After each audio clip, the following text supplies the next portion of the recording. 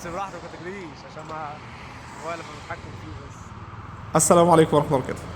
النهارده فيديو مش متوقع وكلام مش متوقع نهائي من محمد السيد على سكوتر. لا شيء طلبات. يعني مش معهود عليا ان انا اشكر في سكوتر اصلا، ولكن النهارده حصل يعني حاجة غريبة شوية. يعني كنت بصلي تهجد مع اخ عزيز راجل محترم، فكنا 4 ومعانا الموتوسيكل بتاعي. فواحنا راجعين طبعا لما شاف الوضع قال لك لا خد السكوتر بتاعي روح بيه. سكوتر ام 310 اللي هو سانتوس. طبعا عارفين السكوتر بصمه وعارفين امكانياته وعارفين مواصفاته، عاملين عليه فيديو قبل كده، فيديوهين 3 كمان في كل مواصفاته وامكانياته وافضل زيت وافضل بنزين وكل حاجه ليه. تمام. فخدت السكوتر، فتحنا، طلعنا على الدائري. انا قلت بس لازم اصور مقطوعه كده في الطريق واوصل الانطباع اللي انا خدته، الانطباع اللي انا فعلا يعني ايه اللي دخل دماغي ان انا اغير فكرتي عن السكوترات. وممكن يكون انا يعني ايه قلت نبذه عن الكلام ده قبل كده، يعني الكلام ما اتغيرش ولكن انا قلت نبذه. قلت ان اللي عايز يشتري سكوتر ويمشي بيه صح لازم يكون امكانياته عاليه عشان ما يتهلكش معاه بسرعه. وفي نفس الوقت لو انا ما عنديش فلوس ان انا اجيب الامكانيات العاليه يبقى اجيب حاجه على قدي واشتغل بيها على قد امكانياتها، مش على قد امكانياتي وقد شغل انا. ده دايما اللي انا بقوله. نرجع بقى للام 310. الام 310 زي ما حضرتك شايف كده سكوتر فوق الرائع. طب فوق الرائع ليه وحكمت بناء على ايه؟ عشان بس ان هو بيفتح بصمه؟ انت اتبسطت من البصمه؟ لا. اول حاجه قعدة السكوتر. قعدة السكوتر ده فوق الرائع، مريح جدا. الشلتة تحس ان مش سفنج مضغوط، حاجة مريحة جدا.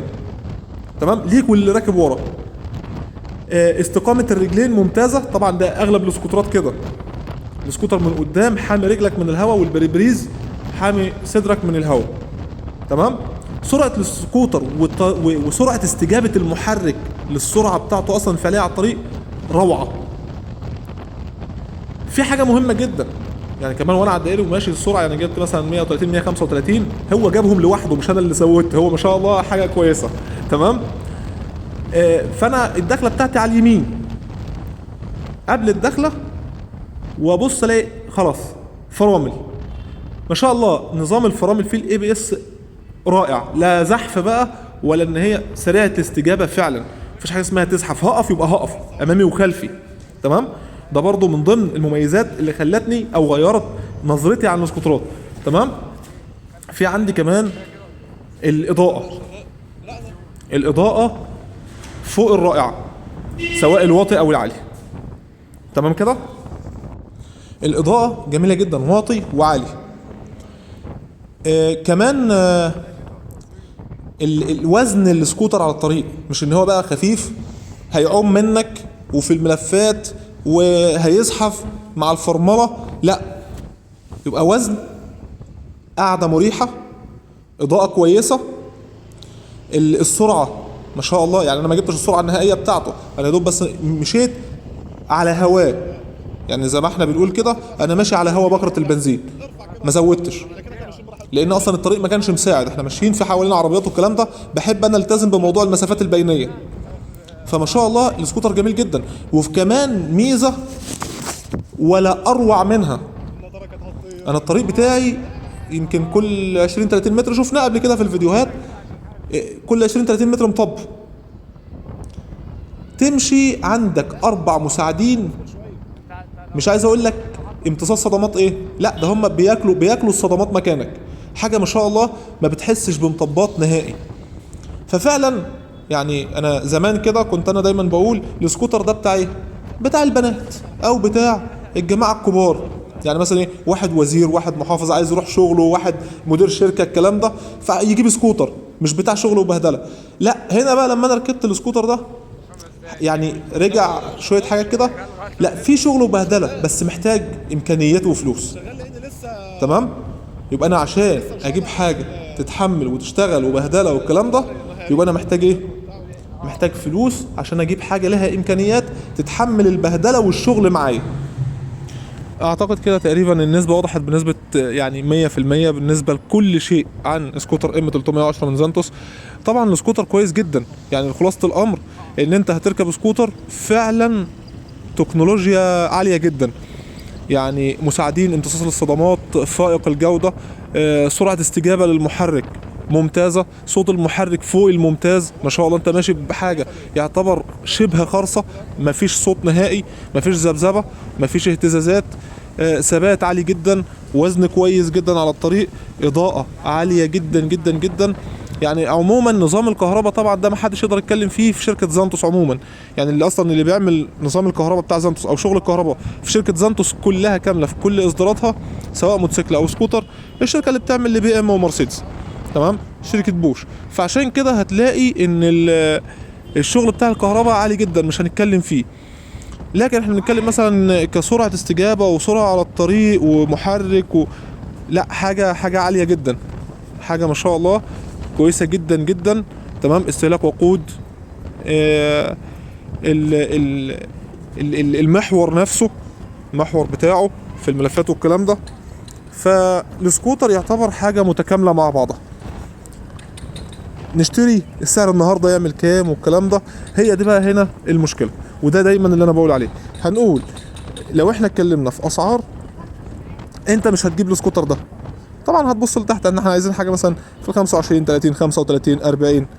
طب لما نجيب سكوتر في الفئه اللي تحت ديت، ما انا هقول لك برضه مش هتمشي في الشغل، لان الموتوسيكل احسن عشان الصيانه وقطع الغيار وتوافر الصنايعيه وتوافر قطع الغيار والكلام ده كله، تمام.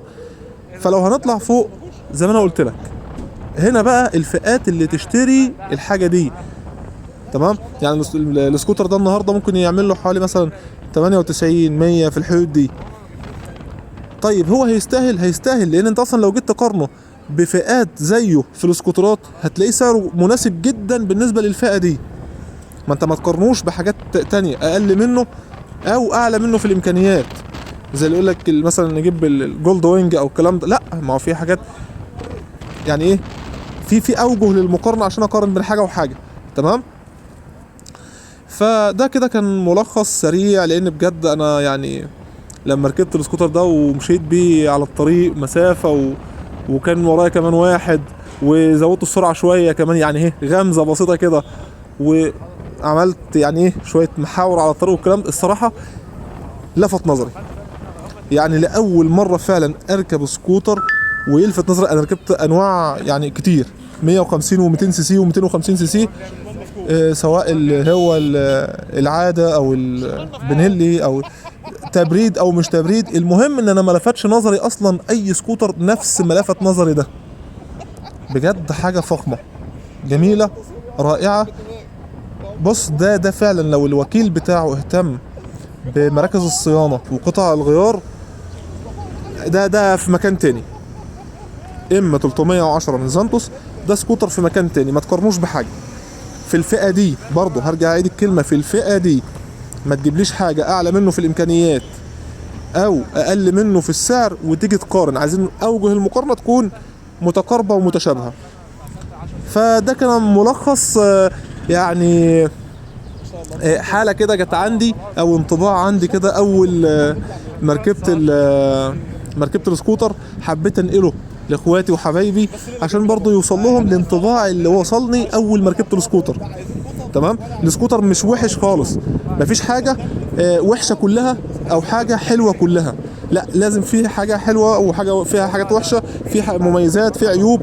هو ده طبيعه البشريه، ان مفيش واحد او مفيش حاجه جمعت كل شيء او وحشه من كل شيء، تمام. هيبقى فيها حاجات حلوه، فيها حاجات وحشه، لازم.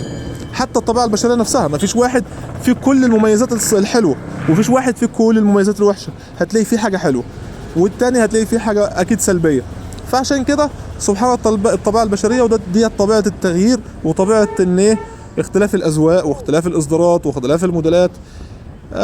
دي يعني اكيد كده الانطباع بتاعي والشعور بتاعي وصل اخواتي وحبايبي. مستني بقى ايه التعليقات بتاعتكم ودعواتكم الجميله واستفساراتكم في التعليقات. ما تنساش مشاركه الفيديو عشان الناس كلها تستفيد، وبرضه عشان يعني دعم لنا عشان نستمر باذن الله، اللي هيجابوا التعليق. ومشاركه الفيديو، شاركوا بقى على الفيس والكلام ده. دمتم في امان الله، ولو مش مشترك اشترك في القناه، والسلام عليكم ورحمه الله وبركاته.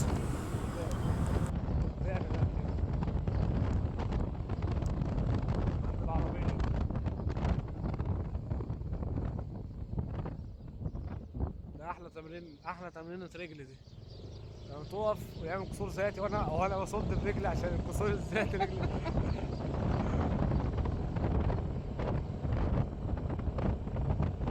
اعتقد احنا ما عدناش هنجري. ايه؟ ما عدناش هنجري. لا مش هنجري. نلبس بقى النضاره بتاعتنا. ايدي تلجت، كفايه بقى دول. اصبر يا جدع. 11 دقيقة. اصبر يا جدع، انت مش كفايه بتاعت ايه؟